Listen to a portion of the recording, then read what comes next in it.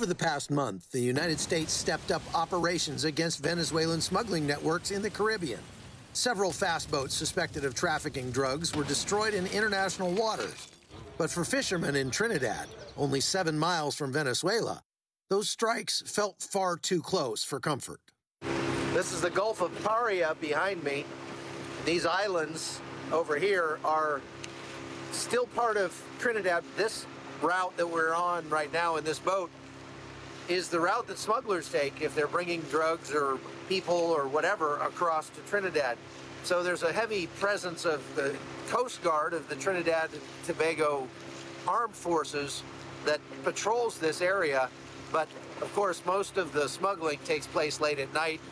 The fishermen who ply these waters to just try to make a living are now being told not to go more than 2 kilometers from the shore for the time being, because they're all afraid of getting blown up.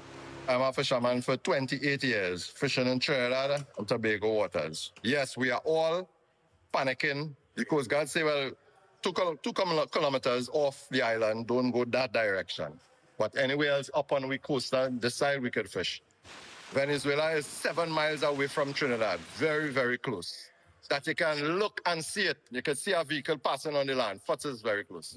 The fear is understandable. From Trinidad's western shores, you can actually see the lights of Venezuela at night, and any escalation between the two countries would hit here first. This is the island of Chacachacari. The land that you can see right off over there, about 7 miles away, is the closest point in Venezuela.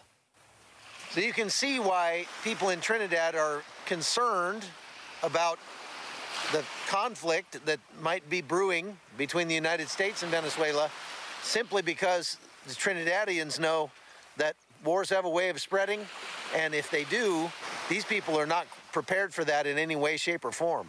The government here has a long history of working with the United States, most recently welcoming the USS Gravely for joint military training. That alliance has drawn sharp criticism from Venezuela, which responded by canceling oil contracts worth millions. But local journalists say the American presence is also choking off the flow of drugs and illegal migration across these waters. It's very, very challenging for the fishermen who daily lives depend on fishing and whatnot. But at the end of the day, it has to be like that for now. The increased patrols may have disrupted the drug trade, but they've also fueled political friction. Many in Trinidad worry their country could be drawn into the conflict. And so the ships and whatnot. Recently, we had a military exercise. Venezuelans are saying that that is provocation. But you realize that the Maduro administration, they are targeting our government. They are calling the Prime Minister of the Republic of Trinidad and Tobago a murderer, a terrorist, all sorts of things.